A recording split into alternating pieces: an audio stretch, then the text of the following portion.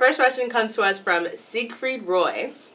I have a business partner who works differently than me, in my opinion slower, but they fill my weaknesses. How do I navigate working with them more effectively? Because I'm getting a little annoyed by our pace. Yeah. Adjust your expectations, right? If you know you're faster, you just have to have patience. I mean, there's no other option here. You can't make them faster, okay? It's just not how they are. So you have to have different expectations. You're only stressed out and annoyed because of your expectations, not because of them. Because you expect them to be something they're not. You're expecting them to be like you, and that's not the point of having a partner. Partner is that they're not like you. So you have to, I can reverse the table and say maybe they're annoyed with you trying to always rush everything. Ooh, right? Snap. So just make sure your expectations are realistic of people in a business, right?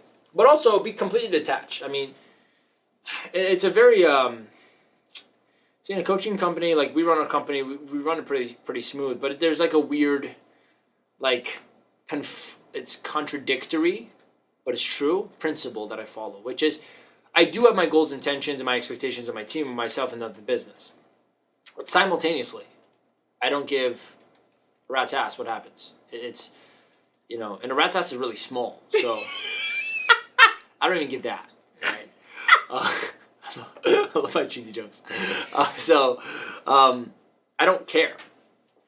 And that's where faith kind of comes in, where I don't ever get stressed or lose my peace because something doesn't happen exactly how I thought it would, or someone isn't exactly doing what I wanted them to do. I had to work on this. I'm sure the team can agree, because I would also be irritated and respond badly when I saw that things weren't happening the way I wanted them to.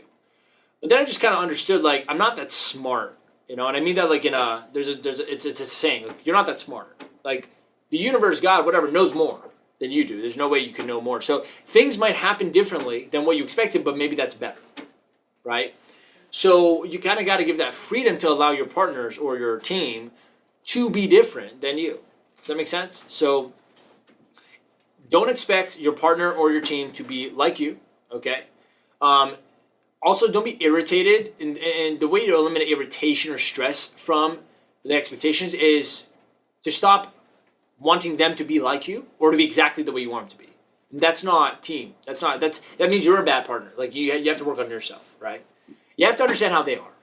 I'll tell you what makes a successful leader.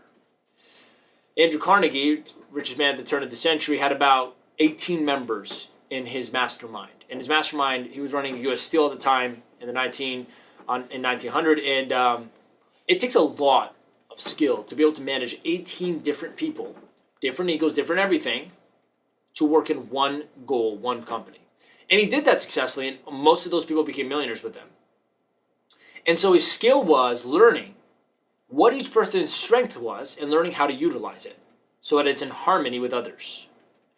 It's a skill I'm developing. I'm learning. It's fun because I get to see my team. There are strong points and there are weak points, and I'm like, okay, this person should do this and work with this other person to do this, and it's working, right? And we're working smoothly. So if you're unable to see what inside of your partner's potential and what he's good at, what she's good at, and what he's not, and how to work with that, you need to work on yourself as a leader. They're not the problem. Because you're not understanding how to utilize their potential, their skill, their time, right?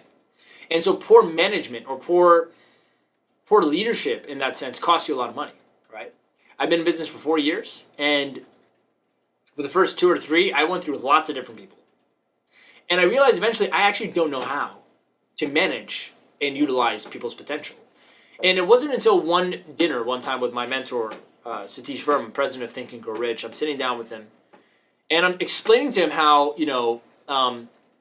this one person's like this other person's like this. I'm explaining to him all my problems I'm having with my team. And I had like 4 or 5 people team at that time. I had sales reps.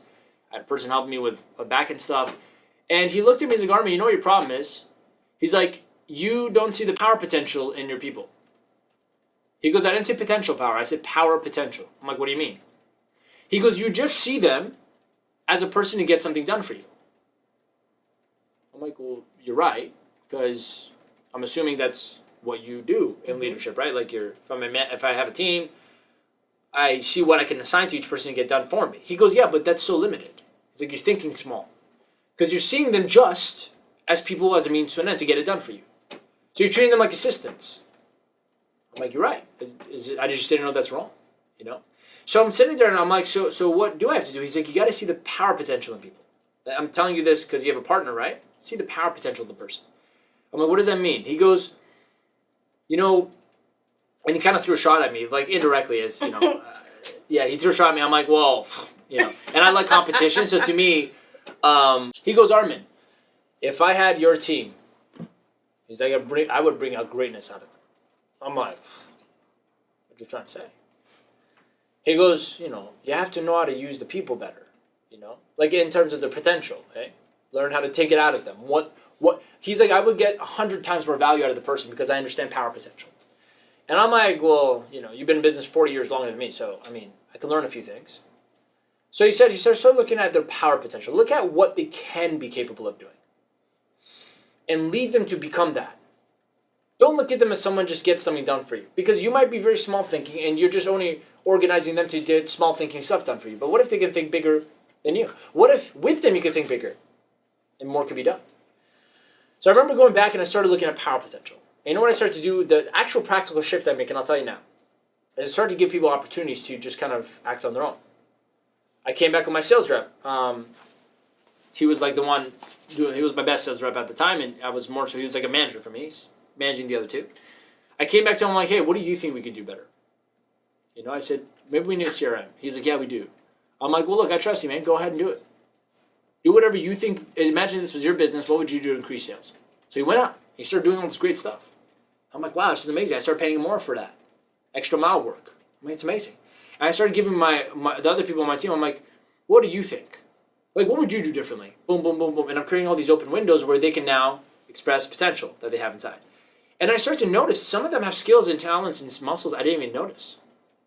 I realized I was a really bad leader at the time. I did that multiple times. Every time I never got their ideas. I never got this, I never got that. And for years, I went through people thinking that the people were the problem. Really, I was the problem. Because I didn't know how to lead. To make leaders. I didn't know how to do that. I knew how to lead myself, but I didn't know how to lead another person. It's a very different thing. Real leadership starts when you start leading others. I know a lot of gurus that, no, leadership is with yourself. Well, I mean, guys, if you can't get yourself out of a bed and go do the work you want to do, you have personal issues, not leadership issues, right? So that's not really leadership. Like leading yourself, like sure, it's the first level of getting, you know, your ability to take initiative. But I mean, is that really leadership yet? I mean, it's a completely different ballgame when you're talking about another person's emotion, psychology, background, social heredity, thinking, right, beliefs.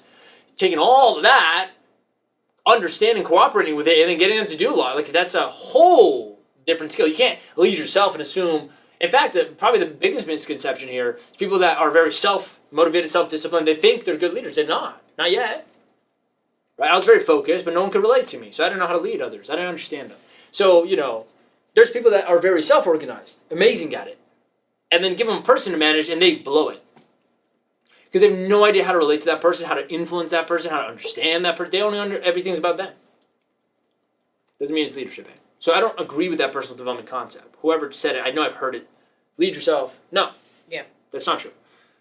Get a team. You'll see if you're a good leader or not. So for years I struggled with that until I understood this one concept. See the power potential in your people. So you have a business partner. I'm annoyed. They're slow. Well, this is your incapability or your lack of effort to understand what they're good at. Because what if their slowness is creating depth in their doing that you don't have, and that's why your business is growing? Who knows? What if they have some ideas in the slow phase that is going to help you get where you want to get faster? But you're too busy saying, well, they're not like me. Well, they're not this way. Well, what are they like, and what could that be turned into? Look at the potential in the person. And so now I have a team, like, as a result of it, we're like the most harmonious team ever. I mean, like, it's crazy. When people come, they feel our energy. Like, how did you do this? Well, damn. It took all of us to work together and cooperate, and for me to really understand the power potential in people. So everyone in my team, right, what they do is in their strength zone, or they got good at it. And I know how to organize it so that we all have motivating factors to work really well. So, anyways, that's, the question was, I'm irritated with my business partner. How do I navigate myself? Navigate your perspective on it. and stop looking at them as someone just means to an end. If you do that, look at them as an actual business partner. Because you're really just criticizing them right now based off your standards. It's not even a standard, it's a preference. It's really just an ignorant thing to not really try to understand. Like, saying they're slow is overgeneralizing it. That's your, again, inability to really see the potential in someone. I can't just look at someone, they're slow. Compared to what? What do you mean? Like, yeah, like, and me just generally labeling that as that, it means I haven't seeked to understand. Like, example, let's say I have a writer in the program, in my team, and, they're really good at writing. I never talk to anyone. That's like me looking at the person going, well, this person is introvert. They're shy. Yeah. What? No, they're just thinkers. They can write. They can sit down. They're really good at being isolated and working on stuff. That's different. Mm-hmm. See, I'm looking at what is the person's strength instead of, oh, they're not fast enough or they're not outgoing enough. They're not. See what I'm saying? Don't slow it. It's not. And really, there's an ego problem here. You said they're slow. And what is it? Read it again, because I know I heard the ego in it. I have a business partner who works differently than me. In my opinion, slower. Yeah, that's it. That's all I need to do. Differently than me. In my opinion, they're not as good. Like, come on. Like, no, that's not. Well, first of all, I'm assuming there's potential in everyone, but the person might actually not be as intelligent in their own field, right? In that case, you made a poor decision to make them your business partner. Yeah. Like, I would never take an unqualified person and make them my partner, let alone be on my team, So make sure you're just choosing the right people. But even when you do or when you, like, either way, if you start focusing on power potential, you'll pull greatness out of them. I think, with respect to Jay, every person on my team here, were not good at what they do now when I first met them. And so I saw the power potential thanks to mentorship and understanding people.